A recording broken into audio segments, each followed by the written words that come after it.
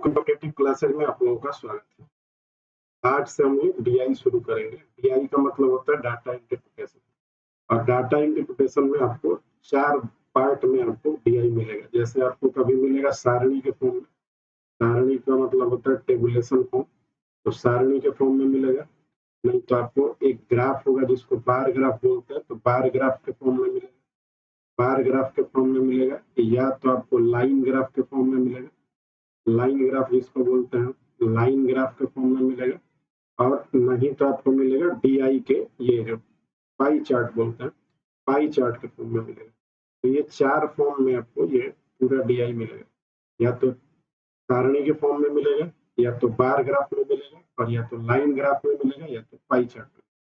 अब इन चारों से देखिए एग्जाम अलग अलग एग्जामों में अलग अलग तरीके से क्वेश्चन आते रहते हैं।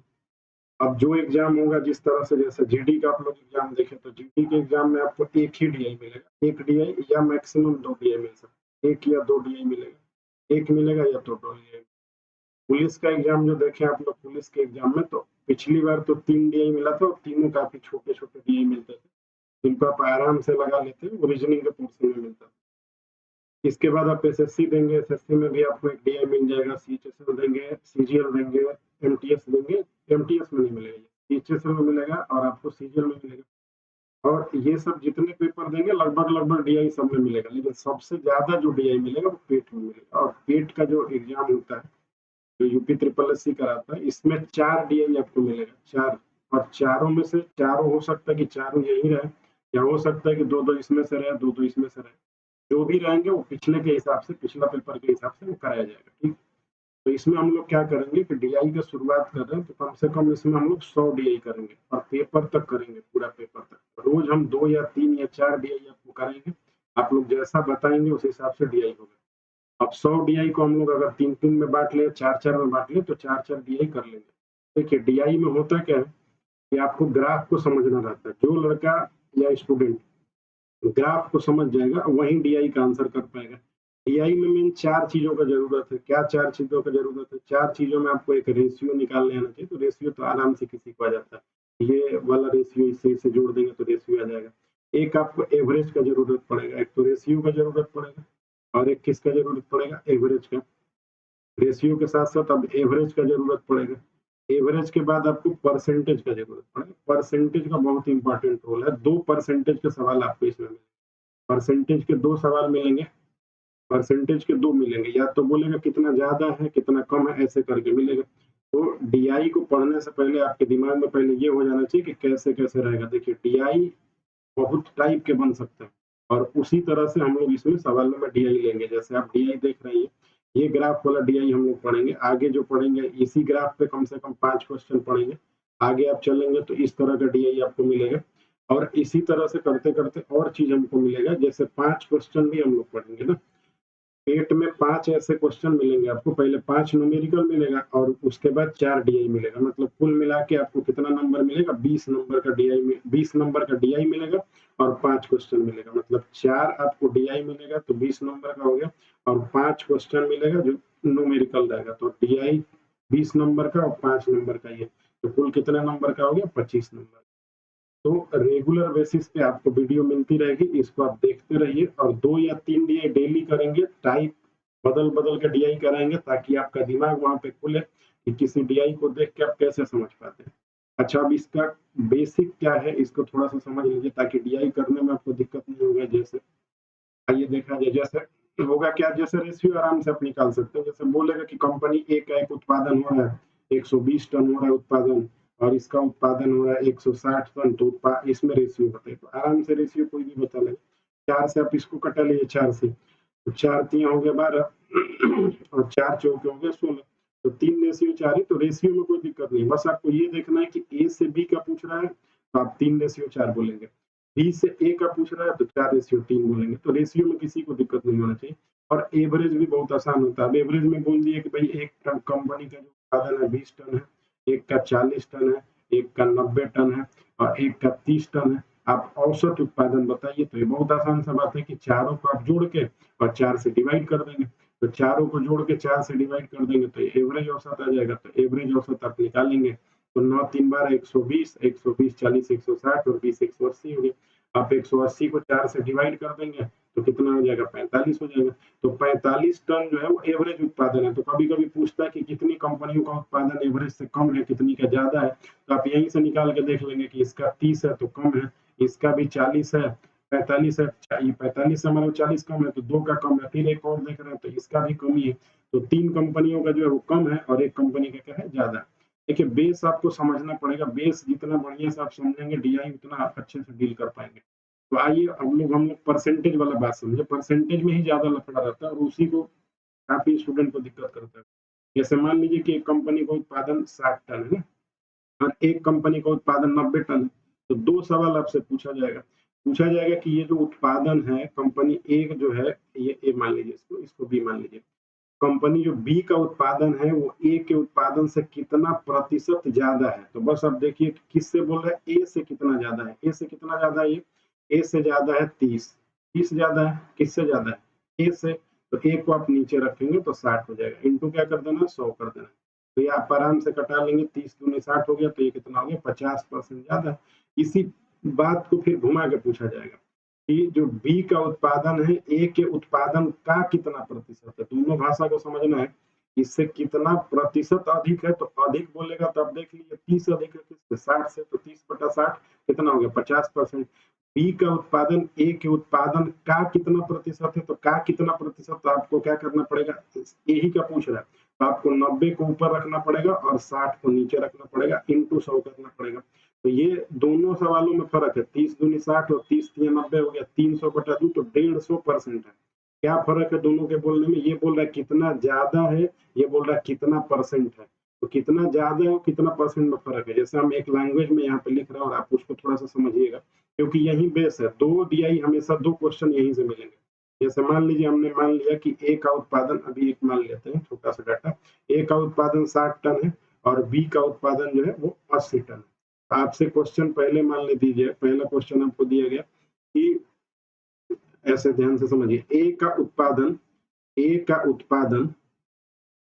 का उत्पादन बी से बी से बी से कितना परसेंट कम है, कितना परसेंट कम है। अब बात अब कम ज्यादा का हो गया, देखिए ए का उत्पादन बी से कितना परसेंट कम है, तो ये कितना कम है, पहले ये देखिए ये कितना कम है। ए का उत्पादन पूछ रहा है इस बार किससे, 20 से, तो कितना कम है, 20 कम है। तो आप यहाँ पे 20 लिख देंगे। और किससे बात कर रहा है, 80 से, क्योंकि 20 से बोल रहा है तो 80 से इंटू क्या करना पड़ेगा, 100। तो ये कटा देंगे तो 20 चौके 80 हो जाएगा और ये 4 से डिवाइड करेंगे तो 25% आ जाएगा। ठीक है, आइए दूसरा बात आप समझिए। अभी यहीं पे पूछ लेता कि ए का उत्पादन बी के उत्पादन का बी के उत्पादन का बी के उत्पादन का कितना परसेंट है। तो ये दोनों ही सवालों में फर्क है, इसी को आपको समझना है। बी के उत्पादन का कितना परसेंट है, तो ए का उत्पादन बी के उत्पादन का कितना परसेंट, तो कम ज्यादा का बात नहीं कर रहा है। तो आपको क्या करना पड़ेगा, आप इस केस में आपको 60 को पहले, तो ए का उत्पादन तो 60 है और बी के उत्पादन का कितना परसेंट है, तो बी का कितना है, 80, और गुणे क्या करना पड़ेगा, 100। तो ये 20 तिया 60 हो जाएगा और 20 चौके 80 हो जाएगा, 4 से घटाएंगे 25, 25 तिया 75%।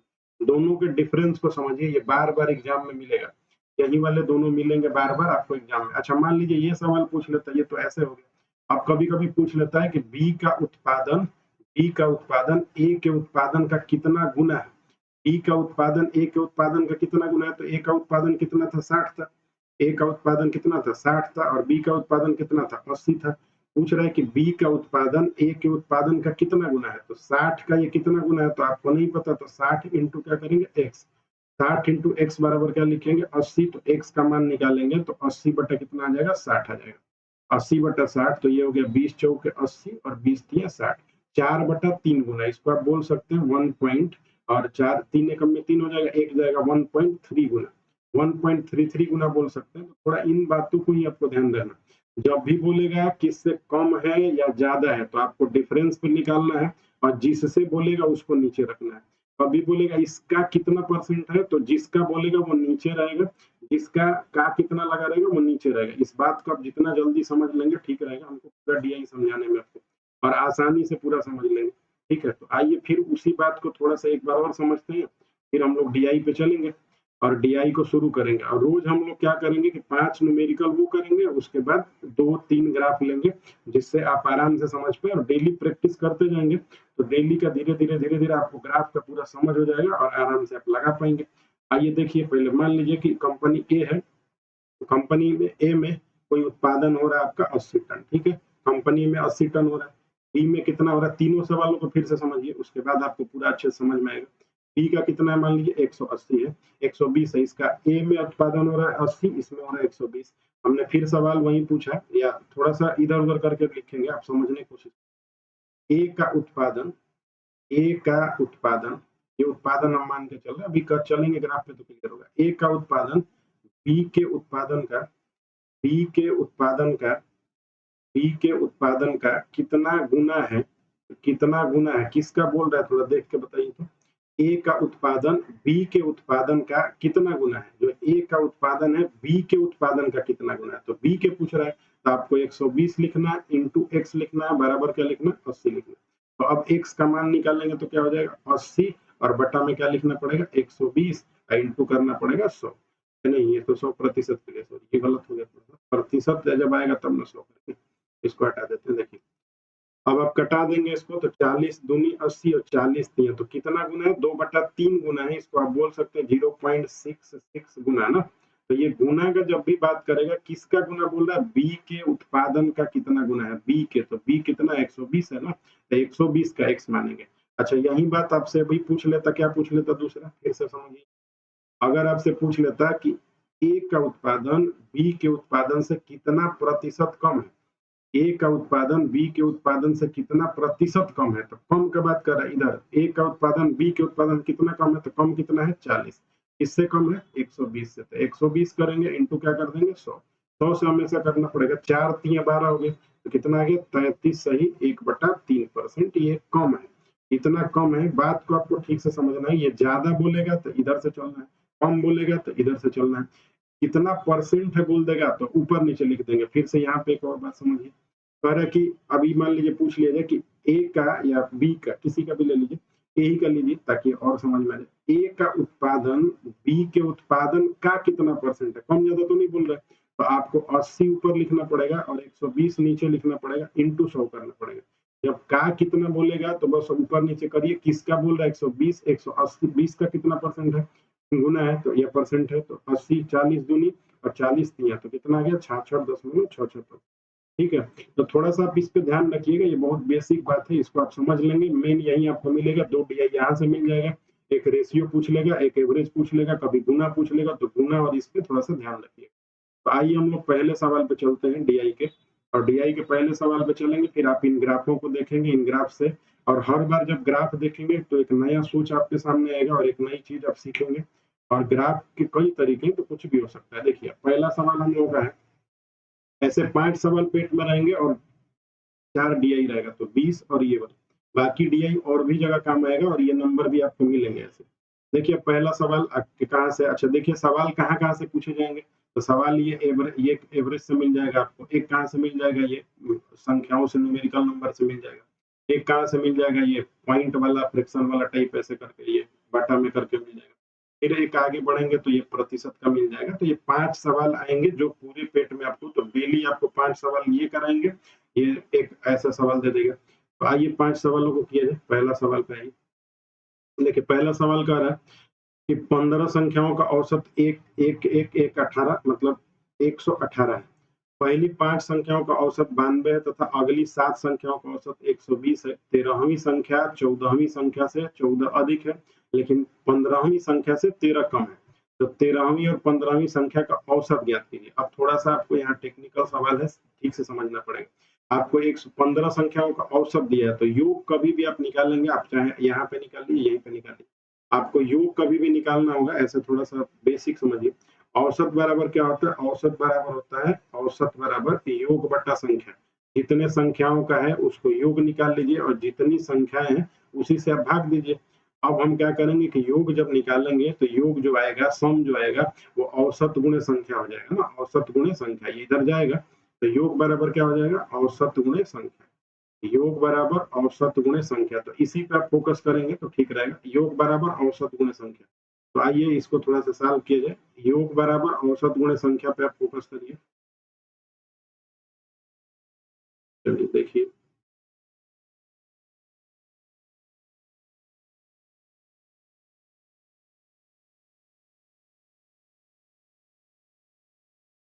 देखिए अब आइए सवाल पे देखा जाए। 15 संख्याओं का औसत क्या है? 118 है। तो 15 संख्याओं का अगर औसत 118 है तो आप पहले 15 का जोड़ निकाल लीजिए। तो योग आप निकाल लीजिए 15 संख्याओं। तो योग निकालेंगे 15 संख्याओं का तो कितना हो जाएगा? 15 गुणे 118 हो जाएगा। आप इसको मल्टीप्लाई करेंगे तो 15 8 120 तो जीरो होता है। फिर आपका लगा कितना? 12। 15 कम में 15 और 12 कितना होगा? 27। तो फिर कितना लगेगा आपका? 2 लगेगा। 15 कम में 15 और 2 17 हो जाएगा। तो 1770 हो गया इस संख्या का 15 का जोड़। ठीक है। अब इसमें से पहली 5 संख्याओं का योग कितना है? 92। तो आप फिर योग निकाल लीजिए कितने का? 5 संख्याओं का। तो योग निकालेंगे 5 संख्याओं का तो 5 से गुना करना पड़ेगा इसमें 92 में। 92 ये तो 92 में गुना कर दीजिए। 5 दूनी 10 का जीरो और 5 9 45 और एक कितना हो गया? 46। 460 हो गया। फिर आप योग निकालिए यहाँ से कितनी संख्याओं का योग निकाल लीजिए। 5 संख्या ये हो गई, आगे वाली संख्या 7 है तो 7 का फिर योग निकाल लीजिए। 7 का योग निकालेंगे तो 7 गुणे कितना हो जाएगा? 7 गुणे 120 हो जाएगा। तो 12 सत्ते कितना हो जाएगा? 84। 840। अच्छा, यहाँ पे 15 संख्याओं का जोड़ आ गया 1770। 5 का आ गया 460। यहाँ पे 7 का आ गया कितना? 840। अब हम क्या करते हैं? इनको थोड़ा सा जोड़ देते हैं। तो जोड़ेंगे तो ये कितना आ गया? 0 और 6 4 10 का 0 और 8 4 12 1 1300। तो 1300 सम हमने निकाल लिया। तो 1770 संख्याएं जो जोड़ है वो कितनी संख्याओं का है? 15 का। और इसमें से 12 संख्या निकल रही है। तो 12 संख्या निकलेंगी तो बचेगा कितना? यहाँ से 12 संख्या, 15 में से 12 संख्या निकाल देंगे तो संख्या हम लोग के पास बचेगी कितनी? तो 13 4 770 बच जाएगा। तो 770 अब किसका जोड़ है? 770 उन्हीं 3 संख्याओं का जोड़ है। किनका? 7 तक तो आ गए। यहाँ 5 से शुरू का 5 आ गया और 7 12 आ गए। तो देखिए 13। तो 13वीं जो संख्या है वो अब प्लस जो 14वीं संख्या है वो अब प्लस जो 15वीं संख्या है, ये इन तीनों का, ये संख्याएं है ना, 15वीं संख्या है तो इनका जोड़ कितना आपके पास? इनका जोड़ है 1770 में से 1300 ये हटा देंगे तो हो जाएगा आपका 470। 470 इनका जोड़ है। तो 470 आपको यहाँ पे लिख लेना है। अब यहीं पे आपको थोड़ा सा और डिटेल में सवाल को समझना है क्योंकि यहाँ पे बहुत ज्यादा घुमाया है सवाल को। देखना, 13वीं संख्या 14वीं संख्या से 14 अधिक है, लेकिन 15वीं संख्या से कितना कम है? 13 कम। तो आपने जोड़ निकाल लिया था। फाइनली हम लोग जो समझ चुके हैं वो ये समझ चुके हैं कि फाइनल 13 संख्या, 14 संख्या और 15, इन तीनों का जोड़ कितना है? 470। ठीक है। अगले स्लाइड को लेने से अच्छा है कि इसको हम मिटा के यहीं पे ले लें। यहीं पे ले लेते हैं। ठीक है। इसको मिटा के यहीं पे ले लेते हैं। आप बस इनको थोड़ा ध्यान रखिए क्योंकि 470 हम लोग का फाइनल आ गया है। तो यहीं पे योग आपका निकल चुका है। अब इनको थोड़ा सा देख लीजिए।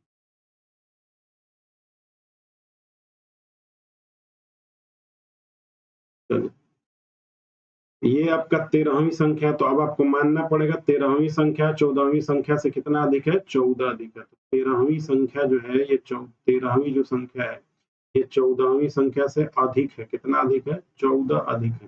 तो ये 14 ज्यादा है। ठीक है।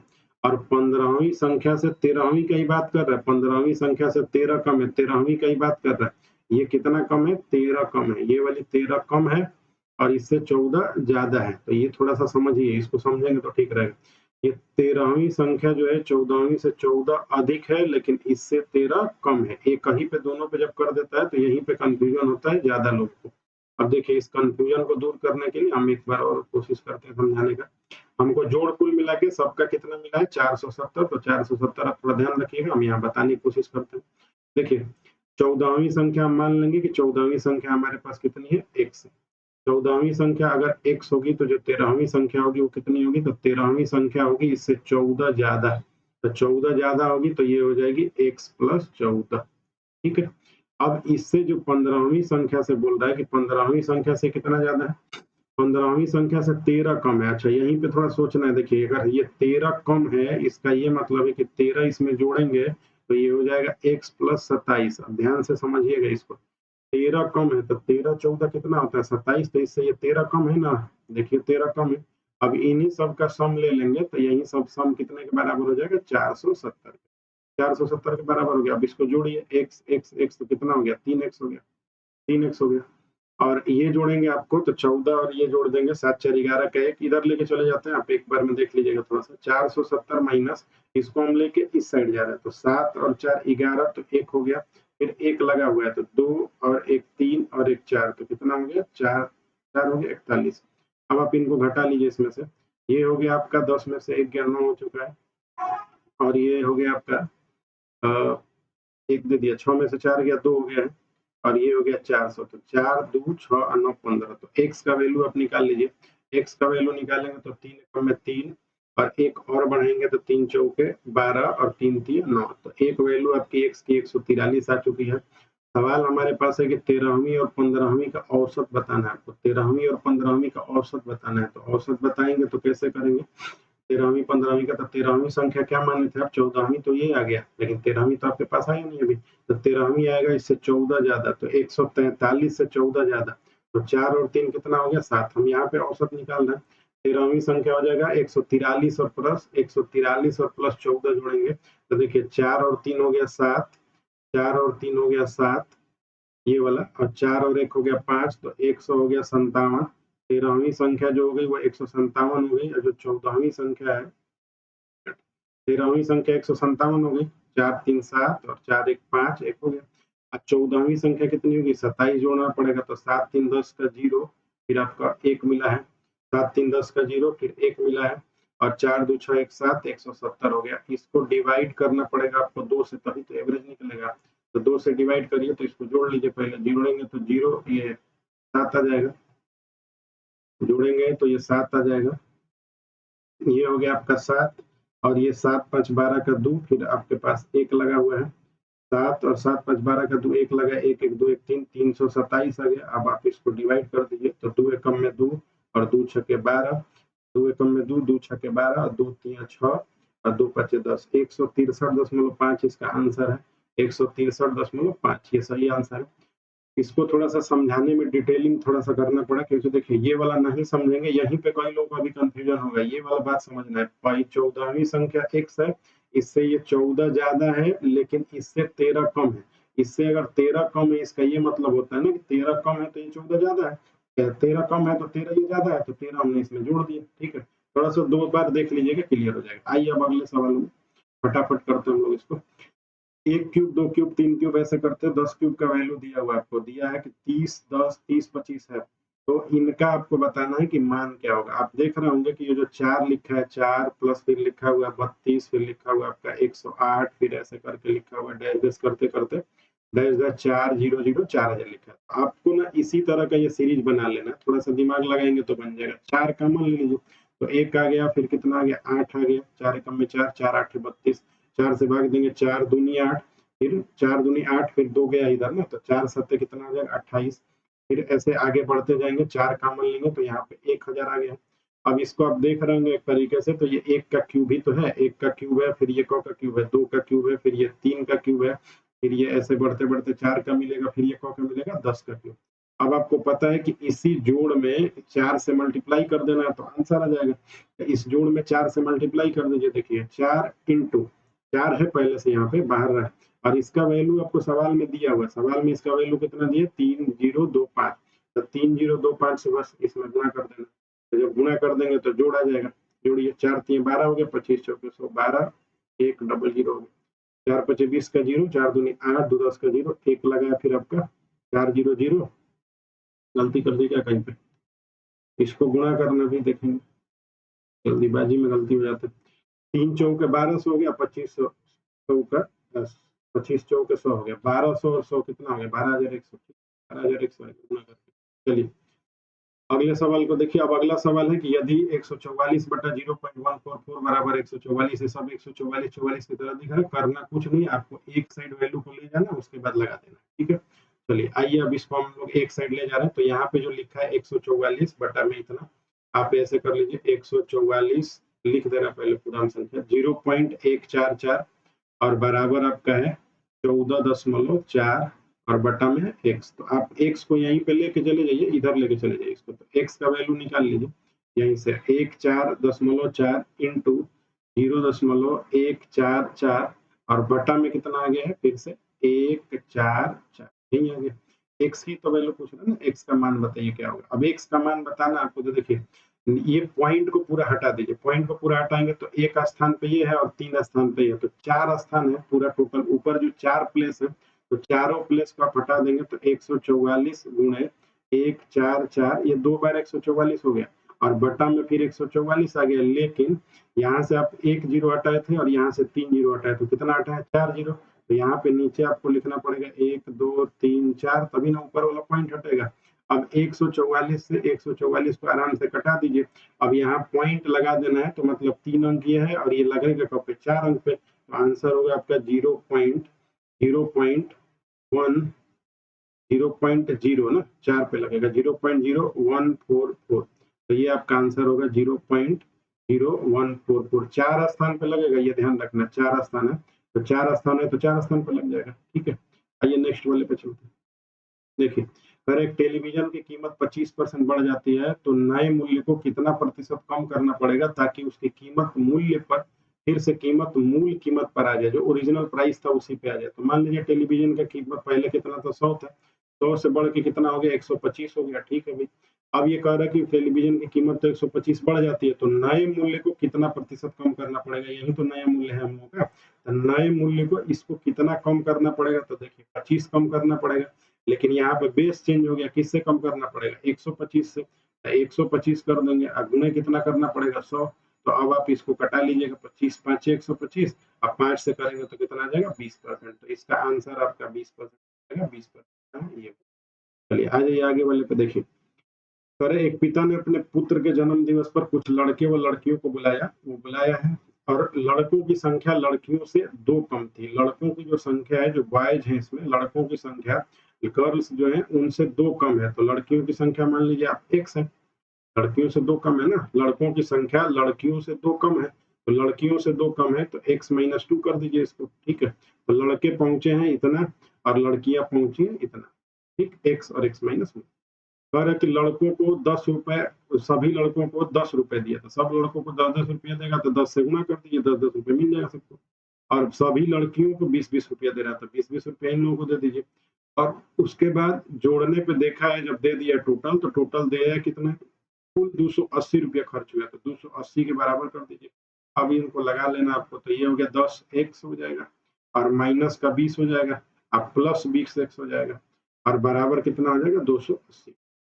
अब देख रहे हैं 20 और 10 30 हो गया और इधर 20 जाएगा तो कितना हो जाएगा, 20 और 10 30 हो गया, इधर 20 माइनस का तो इधर जाएगा तो 300 हो जाएगा।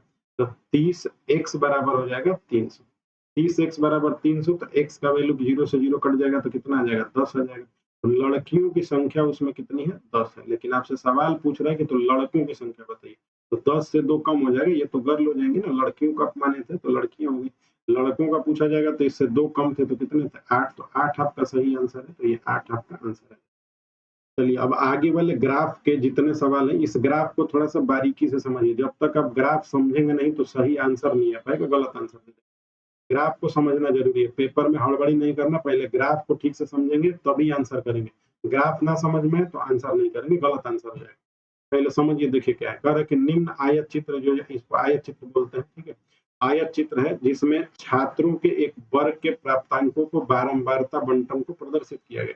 ये बारंबारता बंटन में प्रदर्शित है। जैसे आप प्राप्तांक देखेंगे तो जो 0 से 20 पाने वाले छात्र हैं, 0 से 20 नंबर, वो कितने हैं 15 है। इसको ठीक से देखिए, क्लियर समझ में आएगा। ये 15 छात्र हैं जो 0 से कितना पाते हैं, 0 से 20 पाने वाले कितने छात्र हैं, इधर छात्रों की संख्या लिखा हुआ है ना, ये वाला छात्रों की संख्या है, तो छात्रों की संख्या ये है और ये प्राप्तांक है। तो 0 से 20 पाने वाले कितने छात्र हैं 15।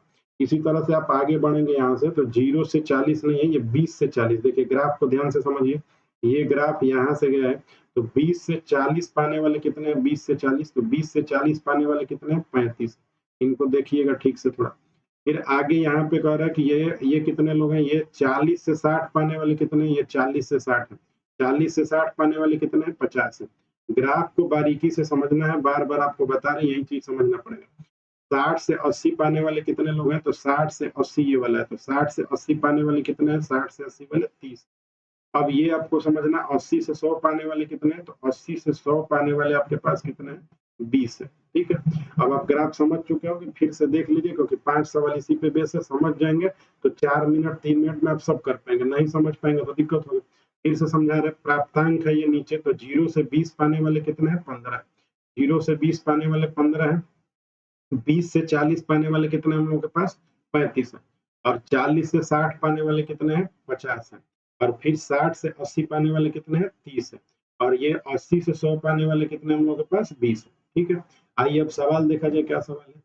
सवाल है छात्रों की कुल संख्या ज्ञात कीजिए, तो छात्रों की कुल संख्या ज्ञात कर लीजिए। देखिए 0 से 20 पाने वाले कितने हैं, 15, तो हमने यहाँ पे लिख दिया 0 से 20 पाने वाले 15 छात्र थे, प्लस 20 से 40 पाने वाले कितने, 20 से 40 पाने वाले 35 है, तो यहाँ पे आपने 35 लिख दिया, प्लस फिर देखिए 20 से 0 से 20 हो गया, 20 से 40, 40 से 60 पाने वाले कितने, तो देखिए ये है 50, तो ये आप 50 लिख दिए। ठीक, फिर आप आगे बढ़ेंगे, 0 से 20 हो गया, 20 से 40, 40 60, 60 से 80, तो 60 से 80 पे जाइए, देखिए 60 से 80 कितना है, 30 है, तो यहाँ पे आपको 30 लिख देना है।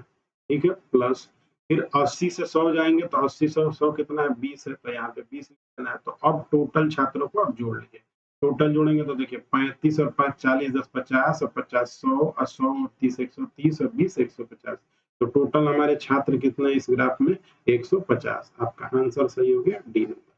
चलिए अगले क्वेश्चन पे आते हैं। देखिए फिर से वही ग्राफ पे 5 सवाल पूछा जाएगा, ठीक से समझेंगे तो ठीक हो जाएगा सब।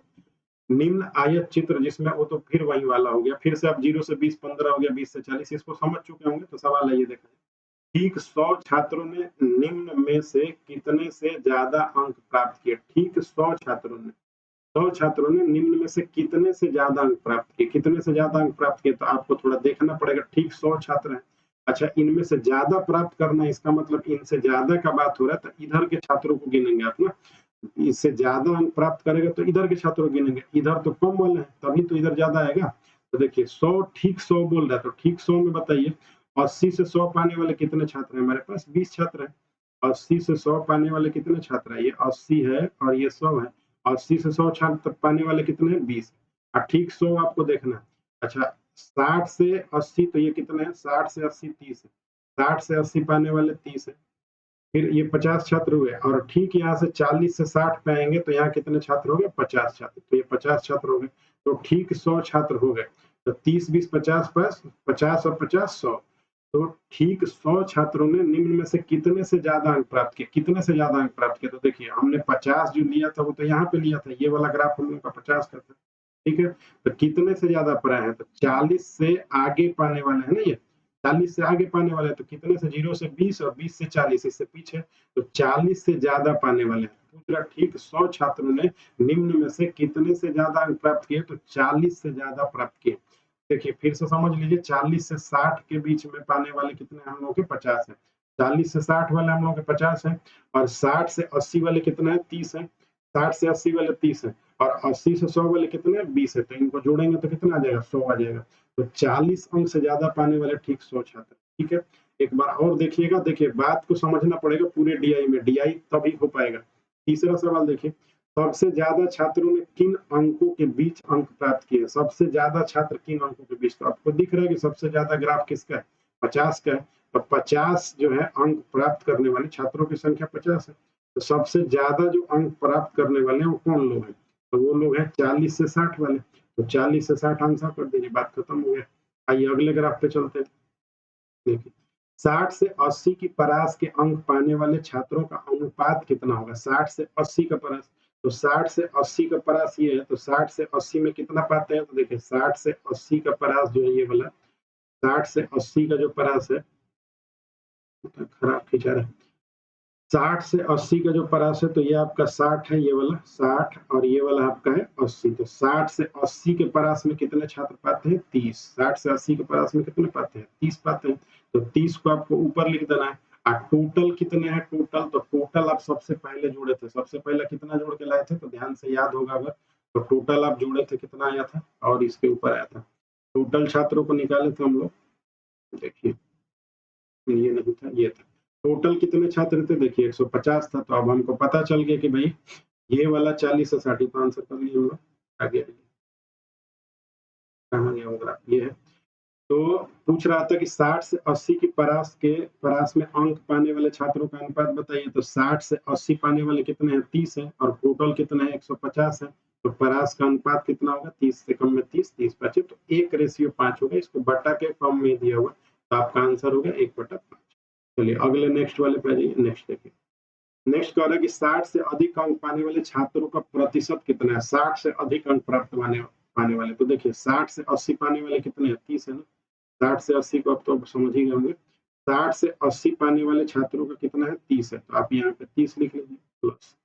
और 80 से 100 पाने वाले कितने हैं, 20 है। इसका मतलब कुल हम लोगों के पास 50 छात्र ऐसे हैं जो 60 से अधिक अंक प्राप्त कर रहे हैं, लेकिन इनका प्रतिशत बताना है। तो प्रतिशत किस में बताएंगे, टोटल में तो बताएंगे। टोटल छात्र कितने थे हम लोग के, 150 थे। 150 में इसका प्रतिशत निकालिए। प्रतिशत के लिए हमेशा किससे गुणा करना पड़ता है, 100 से। 50 या 150, तो कितना हो गया, 37 सही 1/3%। तो इसका आंसर हो गया। ठीक है, तो ये आपका एक डीआई कंप्लीट हो गया, 5 सवाल हो गया। तो अगले डीआई को देख लीजिए थोड़ा सा।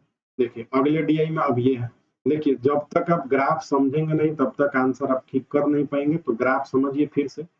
निम्न बारंबारता बहुभुज जो है, ये बहुभुज आपको दिख रहा है, ऐसे करके बहुभुज बना है, जिसमें परिवार के आकार अर्थात परिवार में सदस्यों की संख्या, तो परिवार में सदस्यों की संख्या को संगत बारंबारता अर्थात परिवार की संख्या के साथ प्रदर्शित किया गया का अध्ययन करके निम्न प्रश्नों का उत्तर दीजिए।